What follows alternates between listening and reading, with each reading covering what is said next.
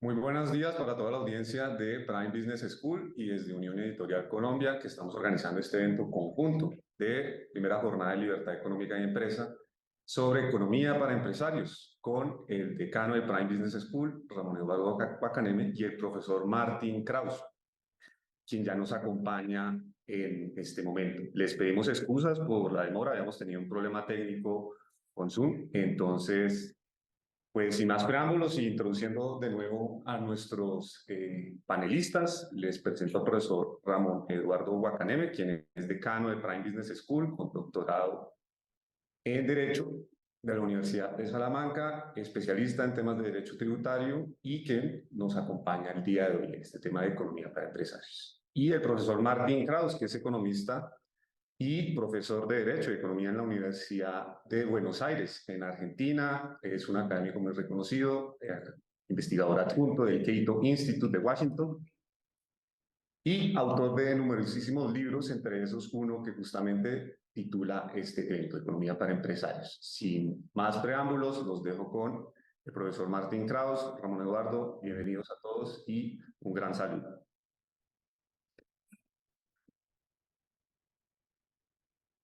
Bueno, muy buenos días para todos. Buenos días para todos. Permítanme 2 segunditos. Saca un tema de retorno.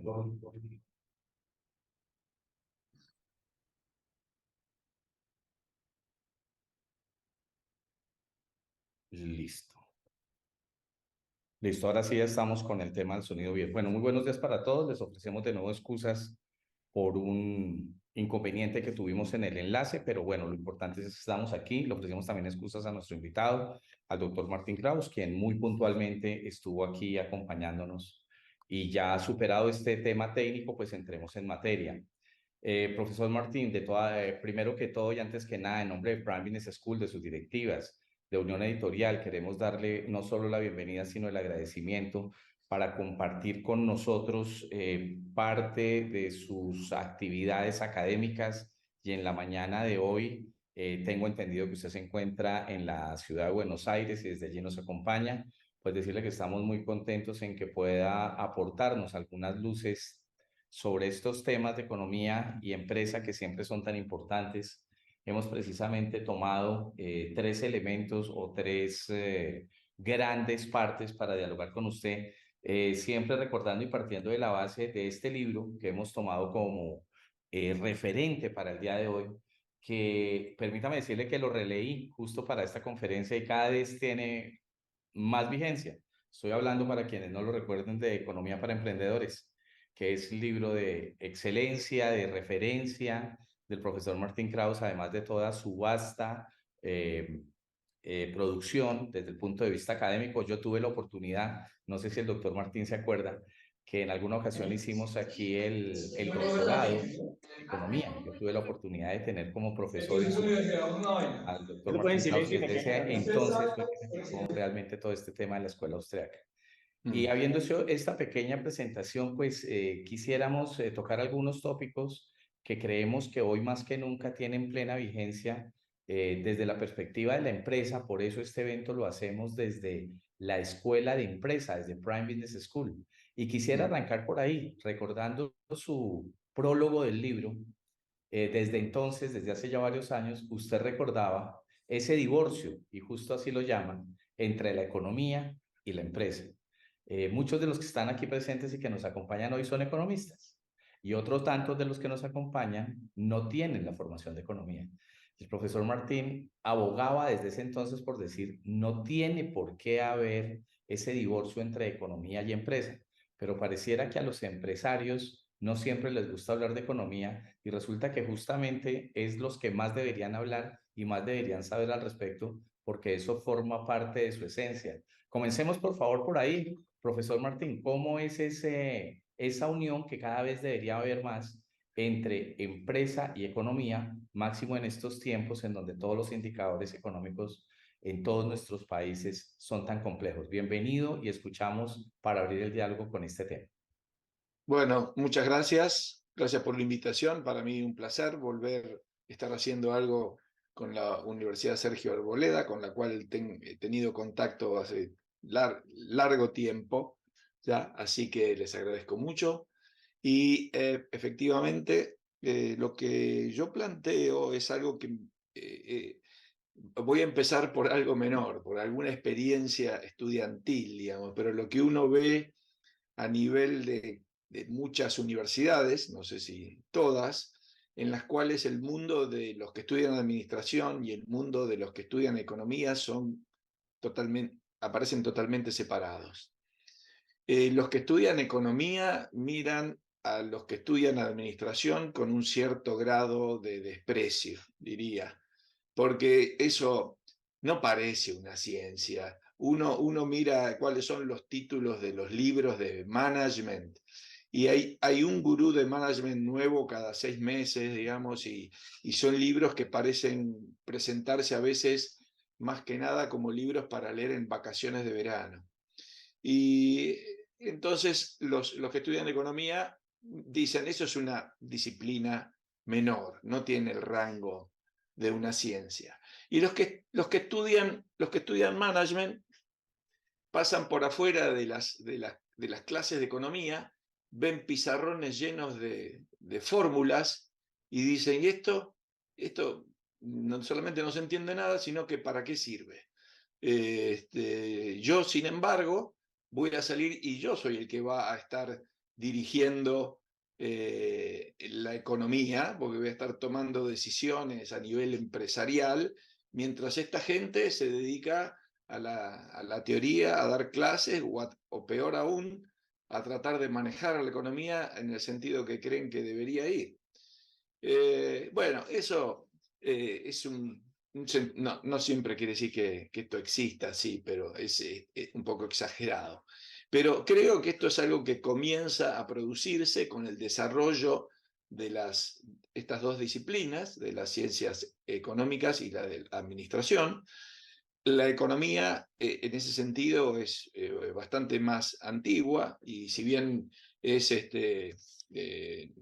no tiene mayor sentido ponerle una fecha de inicio, pero todos hemos tomado el hito de la publicación del libro de Adam Smith, una investigación acerca de la causa y el origen de la riqueza de las naciones, que se publica en el año 1776. Y a partir de allí comienza a desarrollarse la ciencia económica, que uno podría decir en términos generales antes formaba parte de la ética. De hecho, Adam Smith era profesor de filosofía moral, no era profesor su título no era profesor de economía, no existía eso.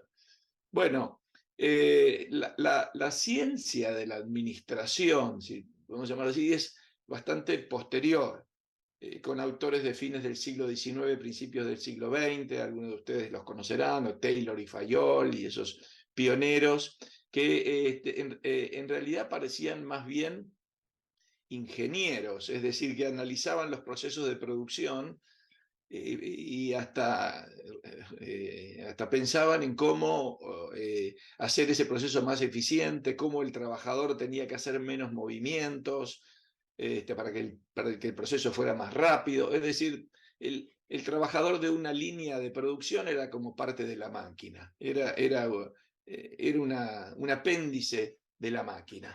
Y recuerdo, esto es una anécdota, si ustedes recuerdan o habrán visto una película de Charles Chaplin que se llama Tiempos Modernos, en las cuales el personaje se pasa qué sé yo cuántas horas simplemente ajustando una tuerca y moviendo los brazos, y esa es la única tarea que tiene que hacer, y la película lo muestra que sale del trabajo y sigue moviendo los brazos de la misma forma porque se pasó, todo se está programado ya para hacer eso nada más. Bueno, pero lo cierto es que la teoría económica avanzó y se desarrolló, pero a la empresa la consideró como una caja negra. Es decir, una caja negra en la cual entran inputs y salen outputs y ya, nada más. Yo no me meto. Es decir, yo le estoy asignando la responsabilidad de este divorcio, en cierta forma, a la teoría económica. Y empezó a avanzar en ese sentido y supuestamente la economía o la teoría económica analizaba lo que es el entorno, pero nunca lo que pudiera pasar dentro de una empresa. Y ahí en el texto yo pongo como ejemplo una cita de un libro de texto de economía que señala o presenta lo que es una empresa, y se los voy a leer ahora para que ustedes vean lo que dice. Dice, la empresa es una unidad técnica que produce artículos. El empresario, propietario y gerente, decide cómo y cuánto producirá de cada artículo y obtiene el beneficio o la pérdida que resulta de su decisión. El empresario transforma inputs en outputs, sujeto a reglas técnicas especificadas por su función de producción. La diferencia entre sus ingresos por la venta de outputs y el coste de sus inputs es su beneficio si es positiva o su pérdida si negativa. La función de producción del empresario expresa matemáticamente la relación entre la cantidad de inputs que emplea y la de outputs que produce. El concepto es perfectamente general. Una función de producción específica puede venir dada por un solo punto, una sola función continua o discontinua o un sistema de ecuaciones. En fin, eso es lo que es el empresario en este caso, en este texto, ¿no? Para la teoría económica. Yo creo que cualquier empresario lee esto y no solamente le cuesta entenderlo de ya, sino que no se ve representado por esto, porque acá simplemente la definición dice que transforma inputs en outputs, pero no dice nada acerca de, primero tiene que decidir qué satisfacción de los, qué preferencia de los consumidores va a querer satisfacer, con qué tipo de producto o servicio va a poder hacer eso, quiénes son sus competidores en el mercado, qué hay, cómo va a innovar, cómo va a armar un equipo, cómo lo va a llevar adelante, etc. Nada de eso aparece ahí, simplemente una referencia a la transformación de inputs en output y nada más. Entonces esto la verdad que no le dice mucho al empresario y no le puedo ayudar. Bueno, esto se fue desarrollando así, entonces, por distintos caminos. La teoría económica, y no voy a entrar en muchos detalles sobre eso, a menos que ustedes me pregunten, se fue centrando además en algo que nosotros llamamos modelos de equilibrio y equilibrio general, que es un modelo, llamémoslo así, un modelo ideal de cómo funciona una economía. Pero curiosamente en ese modelo de equilibrio general no hay papel para el empresario, porque la economía ya está en equilibrio, ya se hicieron todos los ajustes que había que hacer, entonces la función empresarial no está presente, y de hecho no la estuvo por mucho tiempo. Yo recuerdo de haber repasado uno de los principales libros de microeconomía que se daban en las materias de microeconomía, y la palabra empresa aparecía 5 veces para señalar de que era una institución una organización con responsabilidad limitada, y la palabra empresario no aparecía. Bueno, la verdad es que eso explica un poco que la economía, que la administración, perdón, haya ido a buscar sus fuentes o fundamentos teóricos por otros lados y no por la ciencia económica, porque parecía que eso no se la brindaba, lo cual parece curioso.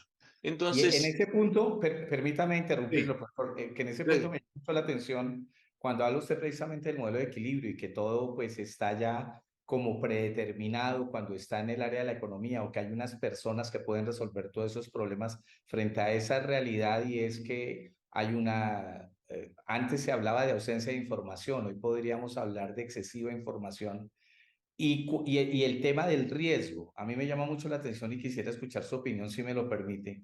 ¿Cómo juega precisamente en este tema de la economía y el empresario el tema del riesgo y de la ausencia del mismo, que a veces se pretendería con la toma de decisiones en la economía, llamémosla clásica, que ve que todo puede llegar a un punto de equilibrio ideal? Pero cuando el empresario sale, y tal vez esa sería una de las razones por las cuales el empresario a veces no quisiera acercarse a la economía, Se da cuenta que desde la naturaleza misma de su función, de ese camino que ha tomado azaroso, pues nadie le puede garantizar que le vaya a ir bien. Inclusive, a veces tomando decisiones con base en información. Desde el punto de vista de economía y en particular de esas dos grandes ramas que siempre se ha hablado, de la economía clásica, por colocarle algún rótulo, y la economía austriaca, en el tiempo de hoy, en donde se nos habla de ser emprendedor, cree su propia empresa, tome el riesgo, ¿cómo analiza usted precisamente dentro de estos dos campos de la administración y la economía el tema del riesgo o de la ausencia del mismo? Sí, gracias. Bueno, por suerte, digamos, ese recorrido que hacía la teoría económica empezó a cambiar y empezó a haber economistas que específicamente empezaron ahora a poner su mirada en el papel del emprendedor, en la estructura de la empresa, es decir, a romper esa caja negra y mirar qué es lo que hay adentro. Claro, el problema es que en ese modelo de equilibrio general asume, muchas veces sin que sea explícito, el conocimiento perfecto de todos los participantes. Porque si ya se hicieron todas, vamos a imaginarlo así, se hicieron todas las mejoras que se pueden hacer, ese es el equilibrio general, se llegó a ese punto máximo. Bueno, para eso quiere decir que hay información perfecta, conocimiento perfecto de todas las situaciones del mercado. Y por esa razón se aprovecharon todas esas oportunidades que pudieran presentarse. Bueno, está claro que nosotros sabemos que en ese entorno se acabó, no hay ninguna función del emprendedor. Sin embargo, está claro que el emprendedor se mueve en un entorno de incertidumbre, como usted bien dijo. Entonces es aquel que asume riesgo ante esa incertidumbre, ante ese conocimiento imperfecto, tiene una capacidad, digamos, de alerta, de estar atento, que en cierta forma no la tenemos todos, es particular de estos que son emprendedores, es aquel que ve una oportunidad donde los demás no la ven, y no solamente ve la oportunidad, sino que además tiene la voluntad, la personalidad, la capacidad de jugarse por eso y de asumir el riesgo y llevarla adelante. Lo que hace un emprendedor con un emprendimiento, en cierta forma, es bueno, desarrollar un proyecto y relevar de alguna forma a los demás de ese riesgo. El emprendedor es aquel que, por ejemplo, contrata con proveedores o contrata con empleados y trabajadores, y básicamente lo que está haciendo en ese acuerdo es decir, vengan, trabajen en esta idea que yo tengo, en este proyecto, yo les voy a pagar, o sea, los relevo a ustedes del riesgo, yo les voy a pagar mensualmente su salario, etcétera, etcétera, yo asumo el riesgo de que esto salga bien o mal y bueno, eventualmente tendré el resultado. Pero esa es la característica y el rol del emprendedor, que es de fundamental importancia, y el emprendedor solo va a tener éxito en ese mundo de conocimiento imperfecto y de incertidumbre. Es más, el emprendedor es aquel que con su acción va moviendo el mercado y va generando ese conocimiento. En el sentido de que, por ejemplo, bueno, algunos tienen éxito y otros, bueno, otros no. Los dos están dando y generando información para el mercado, tanto sea, llamémoslo así, por las buenas o por las malas, ¿no? Entonces ahora sabemos que, miren, no sé si es el mejor ejemplo, yo pongo uno menor, pero yo hubiera dicho hace, no sé, unos 15 años, y de que me hubiera parecido imposible de que una persona, un personaje, pudiera desafiar o ingresar en el mercado automotor, siendo que hay grandes empresas en esa área. Y de pronto, bueno, todos sabemos la historia, aparece este señor Elon Musk que dice, yo voy a hacer autos eléctricos. Y, y de pronto el mercado dice, los autos eléctricos son los autos que produce la empresa de Elon Musk, y en algo que es, en cierta forma, una enorme sorpresa. Yo no hubiera dicho que ahí había un lugar, digamos, y sin embargo él lo vio, y así, bueno, cantidad de otros ejemplos que puede haber. Pongo este, a lo mejor no es el mejor, pero para dar una idea de lo que es la función del emprendedor en la economía y en el mercado. Me Y en ese sentido, gustaría, adelante. disculpe, gracias. Me gustaría en ese orden de ideas entonces hacerle la siguiente reflexión que he escuchado en varios escenarios al respecto y digamos que esta pregunta, intervención va en dos sentidos. Primero, al principio de la conversación de hoy, comentó usted de la administración como ciencia y cómo precisamente desde la economía a veces no se veía con seriedad a ciertos temas que asume la administración. Me llama la atención, por ejemplo, la denominación de los programas. Permítame decirle que desde el punto de vista académico en pregrado, tenemos varios programas que los estudiantes ni siquiera saben que están estudiando economía y pareciera ser que eso es fruto del marketing. Carreras que, por ejemplo, en todo nuestro continente han sido muy exitosas hoy como finanzas y comercio, como comercio internacional. Uno a veces le pregunta a los estudiantes, bueno, ¿y usted qué está estudiando? Dicen finanzas. Y uno dice, no, usted está estudiando es economía. Y a veces algunos salen frustrados, dicen, no, yo jamás hubiera estudiado economía. Yo lo que quiero estudiar es finanzas. Y uno les dice, bueno, entonces váyase a la biblioteca y busque en dónde están las finanzas. Vaya a la biblioteca y busque en qué área o campo del conocimiento está el comercio. Y después vuelven y dicen, oiga, sí, yo estoy estudiando es economía y economía súper especializada. Entonces, la pregunta un poco que yo le querría hacer con base en lo que nos ha comentado es primero, ¿será que finalmente al día de hoy, y sé que varias personas nos acompañan desde la disciplina de administración y probablemente el comentario que voy a hacer no va a ser nada gracioso para ellos? ¿Será que la administración ya finalmente sí es una ciencia? Porque desde la economía se dijo muchas veces que, no, que dado su objeto de estudio, el método de estudio y demás, la economía siempre sería ciencia, precisamente porque inclusive hasta tiene un premio Nobel. En tanto, desde la administración no se había podido llegar a ese grado de cientificidad.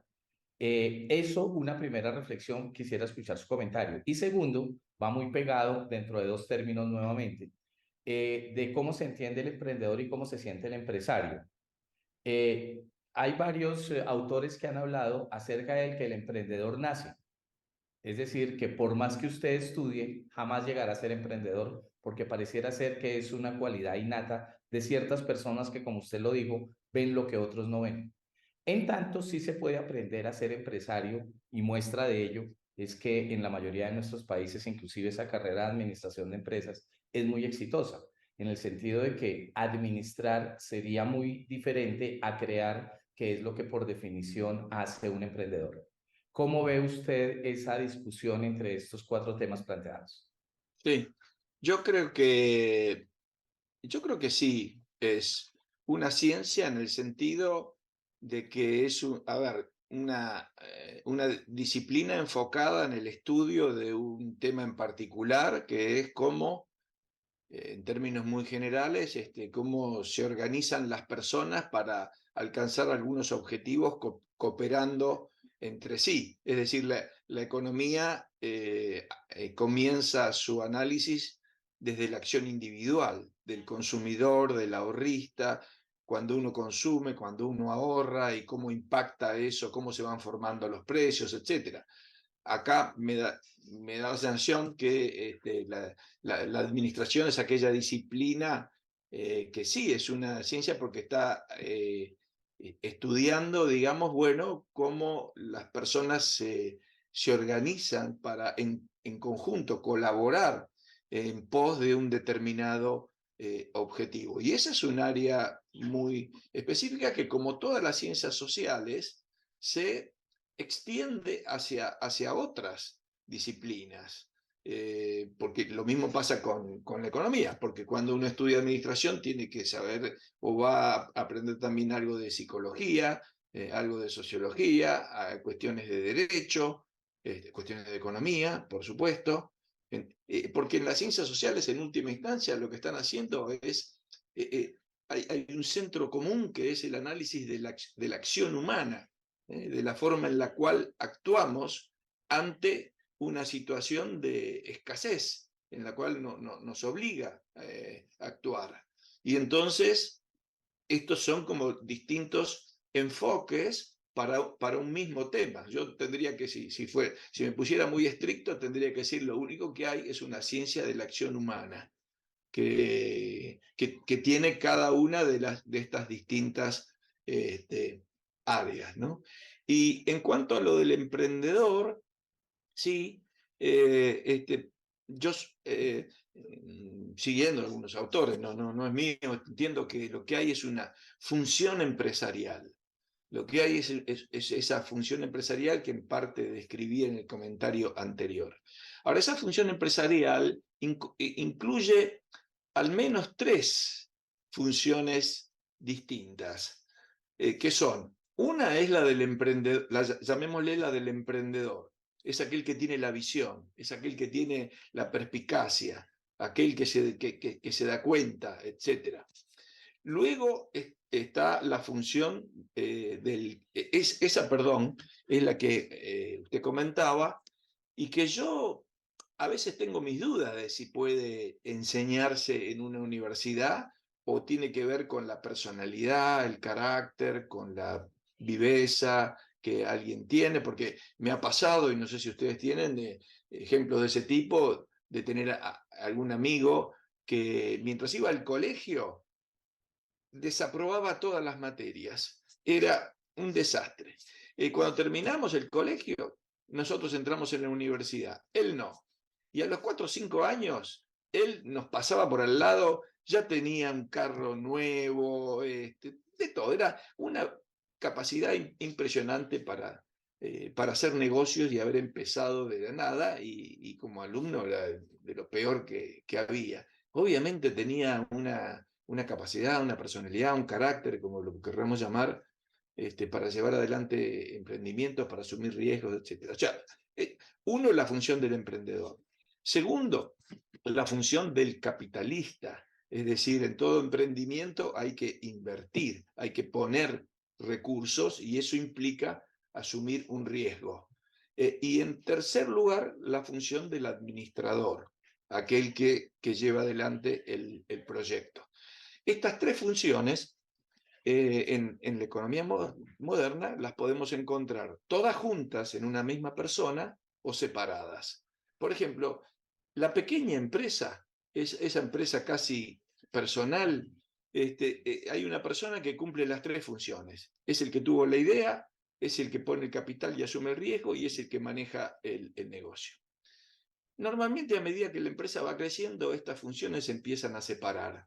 Entonces, ese emprendedor empieza a contratar un administrador, entonces ya empieza a delegar eso, a veces abre su capital accionario a otros inversores y empieza entonces a asumir otros capitalistas, digamos, y entonces se separan. Y si vamos al extremo, por ejemplo, de esta separación, podemos pensar, bueno, el típico caso de lo que ocurre ahí en zonas como el Silicon Valley, donde ¿qué es lo que hay? Bueno, hay un genio medio loco que tiene una idea novedosa, hay lo que llamamos los venture capitalists que andan dando vueltas buscando a estos locos genios y que tienen ideas, y cuando encuentran uno, probablemente le dicen, bueno, esta idea está genial, ahora yo te voy a poner acá un manager porque vos sos muy genio, pero acá esto hay que administrarlo.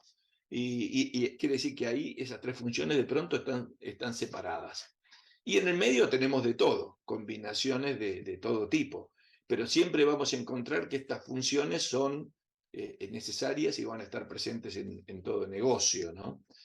Y de nuevo, tener esa capacidad de asumir riesgos o tener esa capacidad de generar nuevas ideas, no sé si podemos tener esa, lo que podemos es generar tal vez entornos en los cuales los que estudian puedan ellos detectar si tienen esas capacidades o no y desarrollarlas. Y por supuesto que se le puede enseñar todo lo que hace falta para ser un buen administrador. Pues me gustaría en ese punto entonces proponerle un cambio de tercio, porque ninguno de los presentes aquí que lo tienen a usted como punto de referencia de temas de la escuela austriaca me perdonarían pasar por alto esa mención que ha hecho precisamente de la acción humana y de todo ese concepto que es uno de los pilares fundamentales de la escuela austriaca. Y además, si eso lo cruzamos con la realidad del día de hoy, pues sí me gustaría poder, entonces, en esta agradable conversación, escuchar su opinión acerca de temas de total actualidad en nuestros países y cómo, tanto desde la economía y desde la administración, en particular desde la economía con el tema, reitero, de escuela austriaca, pues escuchar una opinión o una interpretación del tema. Una que está ocurriendo y en particular en nuestro país es esta discusión que se abrió acerca de un término que es la reindustrialización, partiendo de la base que probablemente llegó el momento, y así lo opina el gobierno de turno, que gran parte de nuestro atraso puede deberse a que no existe en este momento un tema de industrialización que nunca pudimos desde ese punto de vista consolidar un tema de industrialización en nuestro país y se propone entonces la reindustrialización. Hubo un presidente nuestro hace un par de periodos que habló de como algo novedoso y como algo pues para realizar el tema de las locomotoras. Y alguien le dijo, bueno, las locomotoras en el siglo XXI tal vez no es la mejor forma de dar a entender lo que debería ser el desarrollo industrial. Eso ya fue el siglo pasado. Hoy deberíamos hablar probablemente de otros elementos. Desde ese punto de vista, esa tensión que generalmente se da entre producir o comprar, y en particular en el siglo XXI, y que usted también reflexiona en su libro acerca del tema, ¿cómo se vería frente a la revolución 4.0, en donde los temas han cambiado totalmente en cuanto a la producción, en cuanto al conocimiento, en cuanto a esas teorías también económicas que decían que probablemente los países en la medida en que tuvieran una mejor capacidad industrial tendrían más el poder? Hoy frente a la sociedad del conocimiento podría eso estar revaluado. Y frente a esas predicciones que a veces se cobran como válidas desde la escuela austríaca, ¿cómo jugarían todos esos elementos? ¿Qué luces nos podría dar a usted y cuál es el análisis que hace al respecto, profesor Kraus? Bueno, ya que usted menciona eso, a mí cuando alguien plantea reindustrialización, me hace pensar en esta idea de Hayek de la fatal arrogancia. Es decir, de la arrogancia de alguien que pretende saber el camino que todos deben seguir y cuál es el futuro. Y eso me parece tremendamente arrogante. La verdad es que no sabemos.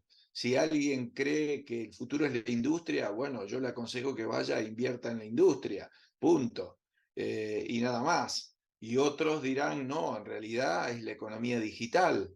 Bueno, van a desarrollar la economía digital. ¿Será hacer locomotoras o será hacer software o será hacer café gourmet? Bueno, no sé. Eso es muy pretencioso pensar que alguien va a saber eso. Simplemente lo que hay en el mercado es una enorme cantidad de experimentos que realizan los emprendedores y que ahí se verifica en última instancia. Algunos de ellos tienen éxito y nos muestran, sí, esto era lo que había que hacer, esto era lo que querían los consumidores y otros no. Porque la verdad es que muchas veces conocemos las historias de éxito, pero lo cierto es que al lado de las historias de éxito hubo muchos proyectos que fracasaron. Y si ustedes, que entiendo que seguramente lo hacen, hablan con algún empresario exitoso y le preguntan cómo fue su desarrollo, es bastante probable que encuentren que en la historia de este señor, personaje, dice, no, yo primero intenté 1, 2, 3, me fue mal y en la cuarta acerté. Todos tienen esa, que es un fenómeno de aprendizaje. También es verdad, también hay suerte. Hay gente que tiene suerte, la pega de entrada o empezó algo y eso explotó, pero pretender de que alguien sepa qué es lo que toda una sociedad debería desarrollar, me parece que, ya le digo, que es pretencioso y además que es imposible. Así que es absolutamente inútil y es bastante probable que termine errando en el camino que quiera llevar. No me acuerdo qué más era No, no, ahora. no, no, no. Simplemente ahí podemos continuar. Y en ese orden de ideas, entonces, frente a una concepción de la escuela austriaca en el siglo XXI, llamémoslo así, en donde todos somos conscientes que hay muchos elementos que hoy han entrado en juego. Por ejemplo, el tema del comercio internacional, me gustaría escuchar su opinión sobre dos temas que a los empresarios en particular de hoy claramente los están agobiando. En todos nuestros países hay un claro tema de tasa de cambio. En países como el nuestro estamos, algunos dicen que celebrando, otros dicen que conmemorando 100 años del Banco de la República como banca central y precisamente todo un esquema económico que en otras latitudes no ha dado resultado, pero que pareciera ser que en Colombia hay cierto consenso en decir que ha sido positivo. Y está el tema, reitero, de la tasa de cambio en nuestros países, en donde pues cada día más con el tema de la globalización estamos al vaivén de muchos elementos que no siempre pueden manejar de manera interna cada estado para poder controlar su moneda. Hace unos días leía un libro precisamente de Unión Editorial sobre este tema de la tasa de cambio y sobre cuál podría ser una solución desde la economía que claramente impacta a los empresarios. Sería la adopción del dólar como moneda única. Usted frente a un tema de ese estilo y frente a la realidad de los empresarios, ¿cuál cree que podría ser una reflexión que sea útil para ellos el día de hoy? Sí, creo que lamentablemente los sistemas monetarios que existen en el presente en nuestros países generan inestabilidad y por lo tanto generan más incertidumbre para llevar adelante los negocios, porque uno no sabe o no tiene la certeza de cuál va a ser el valor de la moneda en el futuro. Entonces, eso implica que cuando hay que hacer inversiones, por ejemplo, una inversión que se recupera a largo plazo, bueno, esas se ven obviamente perjudicadas por los mayores niveles de incertidumbre. Cuanto mayor es la incertidumbre, entonces más corto es el plazo de la inversión. Colombia, dentro de todo, es un país, ustedes a lo mejor, yo no soy ningún experto, pero que muestra un cierto grado de estabilidad en ese sentido, pero su vecino al lado, todos saben muy bien, Venezuela, ¿quién va a invertir y a cuánto? Tenés que invertir en un negocio que, dos formas, tenés que invertir en un negocio que sea apadrinado por el régimen o por alguien del régimen, o tenés que hacer una inversión a muy corto plazo, porque tenés que recuperar la inversión antes de que cambien las circunstancias, ya sea el tipo de cambio, la tasa de interés, los precios, etc. Entonces se vuelve algo tremendamente incierto. No hay, entonces, este tema que aparece de la dolarización es una forma de tratar de reducir esa incertidumbre y de tener una moneda que tampoco es perfecta, porque el dólar es una moneda que en los últimos 70 años ha perdido también, no sé, más del 80% de su valor. Pero claro, es relativa, por un lado es la moneda internacional en la cual se hace gran parte de las transacciones, y por otro lado, para algunos países es claramente más estable que la propia.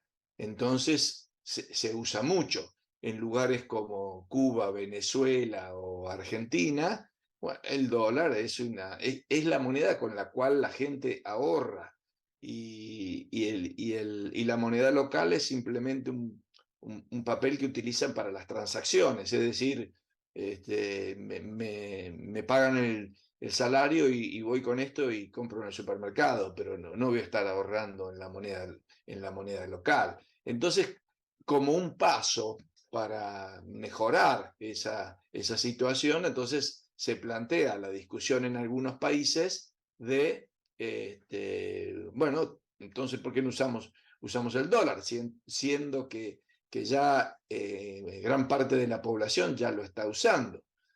Bueno, puede ser, claro. Y también ahora puede ser, porque uno está hablando del dólar, pero en última instancia uno debería tener la capacidad incluso de elegir la moneda que quisiera utilizar. Y ahora, no quiero meterme mucho en esto, pero ahora que vemos esta novedad de los últimos años de las criptomonedas, se abre un mundo nuevo, que la verdad yo no sé dónde va a terminar, pero interesante, porque acá empieza a haber, bueno, todavía no las llamaría monedas, porque todavía no son medios de intercambio, todavía no usamos el Bitcoin para ir a pagar el supermercado. Por ahora son como activos financieros, pero bueno, tienen nada más que 10 años. Yo no sé cómo va a terminar eso, pero se abre un mundo nuevo en el cual los negocios se van a tener que plantear también, bueno, negocios internacionales, ¿en qué moneda la hacemos? Y ahí van a entrar también como alternativa a todo ese mundo cripto, ¿no? Que implica no solamente las monedas, sino también todo lo que se hace en el blockchain, ¿no es cierto? Los contratos inteligentes, en fin, cantidad de cosas que hasta nos cuesta comprender, pero que van avanzando, ¿no es cierto? Y eso puede plantearnos un mundo bastante distinto en el futuro. Ok, en ese orden de ideas y también trayendo a colación la realidad de varios de nuestros países hoy en día, en lo que hace referencia a las tendencias políticas, repasando este concepto que ahora se maneja tanto, eh, para mi gusto, generalmente con un enfoque populista, como es el tema de la gratuidad, ¿no? Esto de la educación gratuita, del transporte gratuito, de la vivienda gratuita, en donde en lo personal pues estoy más de acuerdo y en estos días repasaba ese concepto de Friedman de que no hay nada gratis, porque al final del día alguien lo tendrá que pagar. ¿Cómo desde esa perspectiva hoy poder entender, sobre todo por parte del empresario, una dicotomía que yo creo que es en la que se encuentra, que es de una parte la gratuidad, pero del otro lado tiene los impuestos, o sea que al final del día no es gratis? Y desde otra perspectiva, el tema de los subsidios. Pareciera ser que el tema de los subsidios, el tema de los incentivos a la producción, cuando el Estado con esa fatal arrogancia dice lo que hay que hacer es esto, en el segmento en que nos tenemos que meter es este, etcétera, etcétera. ¿Cómo podríamos actualizar al día de hoy todos estos conceptos desde la perspectiva de la escuela austríaca y cuál sigue siendo su vigencia desde esa perspectiva al día de hoy? Sí, la verdad es que la situación en la cual se encuentran casi todos nuestros países ha modificado y cambiado la función del empresario, porque esa función emprendedora pura, diría que yo mencioné antes, la de estar alerta, innovar, buscar oportunidades, etcétera, se ve afectada por muchos factores que usted bien lo mencionó, como el tema, por ejemplo, de los impuestos y regulaciones permanentes que se encuentran en todo tipo de actividad, en las normas cambiarias del comercio exterior que afectan al negocio. Entonces, se corre el peligro, y muchas veces ocurre, de que el empresario, en vez de tener todo su centro en los consumidores y cuáles son las necesidades y las preferencias de los consumidores, empieza a desviar su vista hacia los funcionarios, porque el destino de la empresa o la rentabilidad de la empresa ahora depende de si ponen esta regulación o sacan esta regulación, si suben este impuesto, bajan este impuesto, si cierran el comercio con un arancel o lo abren, que las normas laborales que me afectan y aumentan mi costo de producción. Entonces se vuelve de pronto una persona en la cual gran parte de su tiempo, en vez de estar pensando en el mercado y sus clientes, tiene que estar pensando en los funcionarios y las normas que tiene que cumplir. Y esto claramente distorsiona, no solamente es una molestia para los emprendedores, sino que a muchos de ellos los transforma. Y los transforma diría, de emprendedores a lobistas. Algunos, no digo por supuesto todos, pero digo, algunos su negocio termina siendo manejar las influencias en el poder. Y eso es una distorsión que además, debo decir, lleva a, no sé en el caso de Colombia, pero en algunos países de América Latina, lleva a que se extienda una mala percepción respecto a la función del empresario. Porque a mucha gente cuando ve que alguien, en sociedades en las cuales son así muy reguladas, muy cerradas, y cuando alguien hace mucho dinero, el primer comentario que hace otro dice, en algo debe andar, como sospechando de que le haya ido bien, en vez de simplemente estar diciendo, festejando, uy, qué bien que le fue, porque fíjate que es muy exitoso haciendo este producto o el otro producto. No, acá es sospechoso, habrá hecho algo, claro, porque como hay tantos que de pronto su éxito depende de contacto político o aquello, eso la verdad que tiñe y muy mal lamentablemente a la función del emprendedor.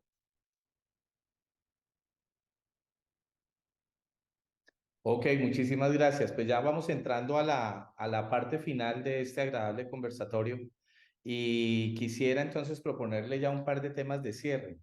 El primero, pues necesariamente entonces hace referencia al tema ya del empresario al día de hoy, digamos, y en particular el latinoamericano con una realidad particular que tiene y es en su relación con el Estado y en su relación con el gobierno de turno. Pareciera ser, y esto cómo juega desde la perspectiva de economía y empresarismo, que esas reglas fundamentales, nosotros tuvimos un político colombiano que justo fue uno de los fundadores de esta universidad que hablaba del acuerdo sobre lo fundamental. Pareciera ser que los estados no lo tienen o cada vez lo pierden más. Y como consecuencia de ello, el gobierno de turno cada vez determina qué sí es y lo que no es para toda la población, más allá de esos famosos resultados electorales del 49 contra el 51, en donde sin duda en muchas ocasiones se cuestionaría si es realmente el querer de la mayoría tomar un determinado rumbo o no tomarlo. Desde esa perspectiva, en muchos países siempre lo económico había estado por encima de lo político. Y ese faro, que como que decía lo que queremos ser y lo que pretendemos ser, pareciera ahora un poco más fútil, como que no existiera un acuerdo al respecto. Y eso implica, inclusive en economías muy grandes, que se centre más en lo político y eso esté afectando lo económico.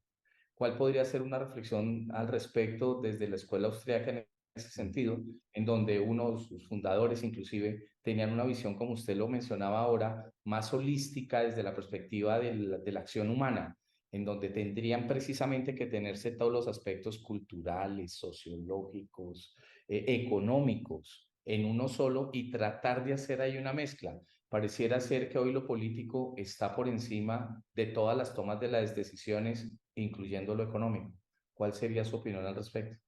Sí, yo creo que los empresarios deberían, y están fallando en hacerlo, ser muy activos en la defensa del papel que el empresario cumple, de lo honorable que es esa función y del servicio que le están dando a toda la sociedad.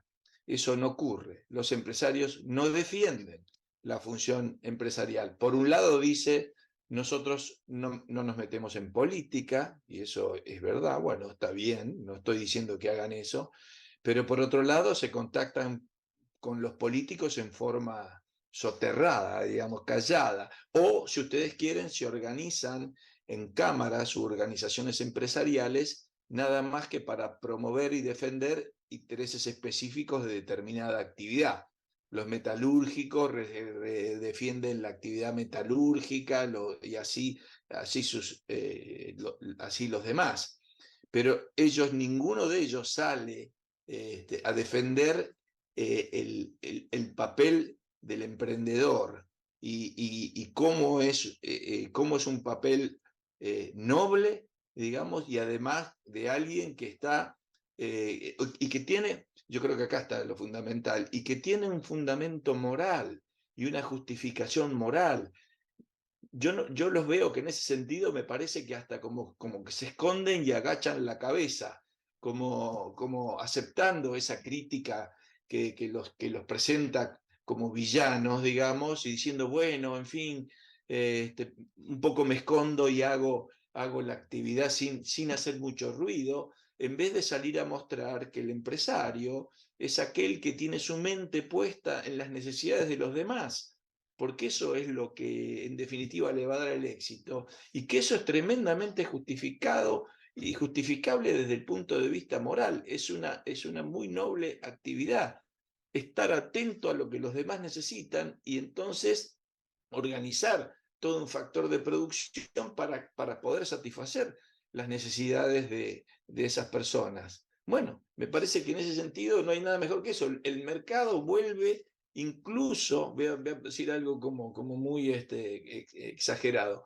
incluso al peor de los egoístas, lo obliga a mirar a los demás, porque si no, no va a tener éxito. Uno tiene que estar presente y mirando qué es lo que necesita. Lo mismo que la universidad, tiene que estar atenta y mirando qué es lo que necesitan los jóvenes colombianos hacia el futuro, porque eso es lo que va a hacer que nos elijan a nosotros. Entonces todo el esfuerzo está centrado en eso, lo cual me parece que tiene una justificación moral muy profunda y que lamentablemente los empresarios no la ven y entonces andan dando vueltas por ahí como avergonzados en cierta forma de lo que hacen.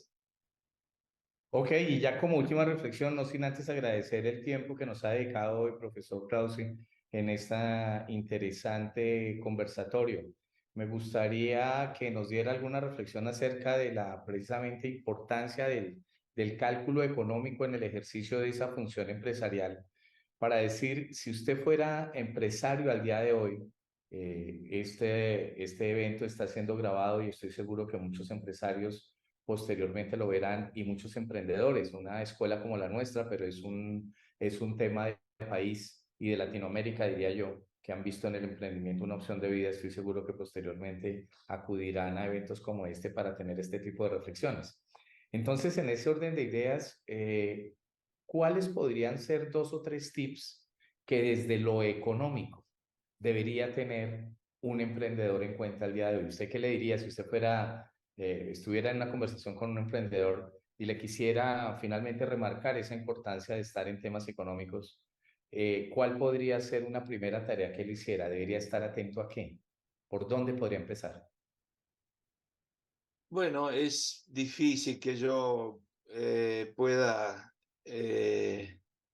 decirles exactamente qué hacer, pero yo creo que ellos saben mejor que yo, digamos, lo que es llevar adelante un emprendimiento. Lo mío es nada más que ponerlos al tanto y en el conocimiento, por un lado, de cuál es su función en la economía, de cuál es el papel que realmente ellos cumplen, tan importante ellos los emprendedores están en el medio, llamémoslo así, entre los recursos y las personas.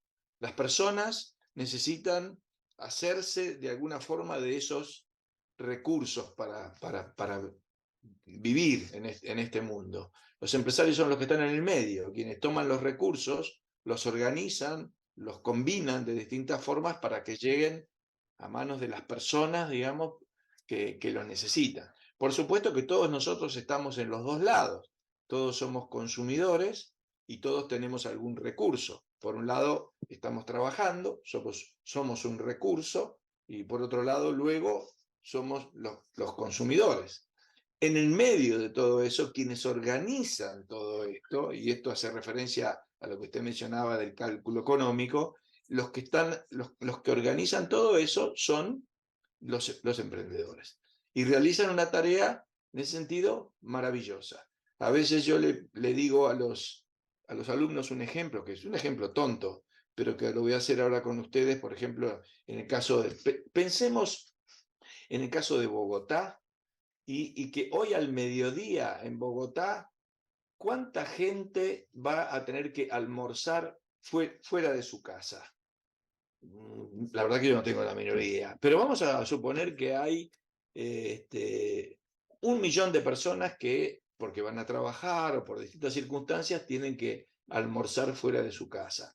Bueno, ahora supongamos que vienen y nos dicen, mira, bueno, le voy a dar un poquito de tiempo, pero hay que organizar los almuerzos para 1 millón de personas la semana que viene.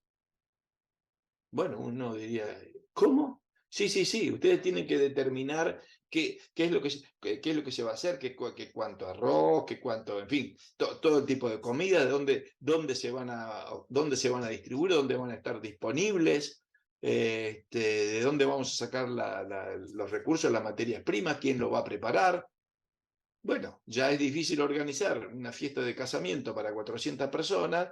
Imagínense si hubiera que organizar un almuerzo para 1 millón. Sin embargo, la semana que viene va a haber 1 millón de almuerzos en la ciudad de Bogotá. Y el tema, lo importante de entender de todo esto es que en última instancia nadie lo organizó, pero sí hubo en ese 1 millón de almuerzos, hubo un número, digamos, no sé cuántos serán, 100.000, 80.000 emprendedores, cada uno de los cuales organizó no el 1 millón de almuerzos, sino su pequeña parte, la parte de su restaurante, la parte de su bar, la parte de lo que sea, y por lo tanto no tuvo que decidir sobre el conjunto, sino simplemente sobre esa parte.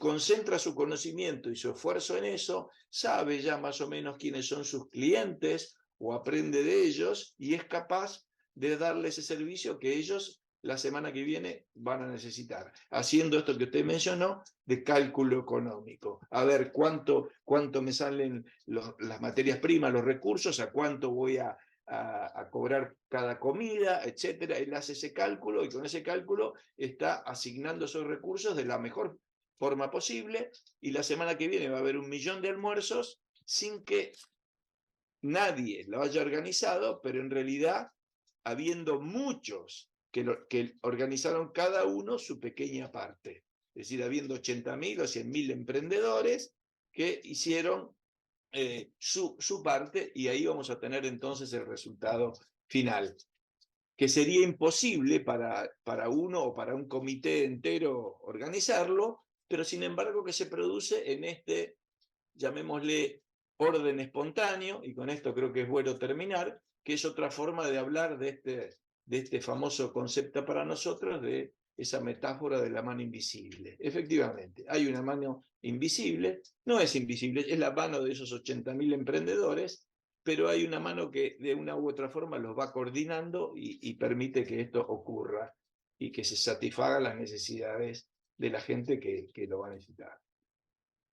Pues muchísimas gracias, profesor. Con esto pues vamos ya dando cierre al evento. Reitero, no sin antes, perdón, agradecer a nombre de Unión Editorial, de Prime Business School, de la Universidad Cerro Arboleda, este espacio que no es nada distinto al primero de muchos, que pensamos hacer este año, uno por lo menos mensual. Ya Gilberto de Unión Editorial les estará comentando al respecto, y quisimos que este fuera el inicio con una persona que realmente, y lo digo desde el corazón, es un ícono para todos a los que nos llama la atención estos temas desde su perspectiva latinoamericana.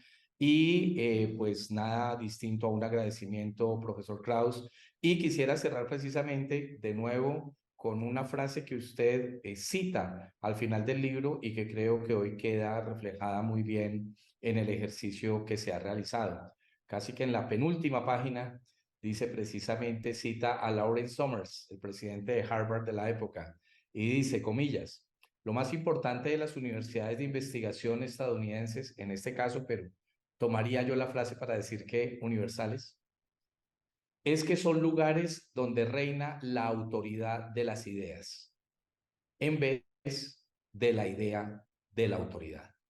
Con esa frase y esa reflexión, los dejamos el día de hoy. Profesor Martín, muchísimas gracias.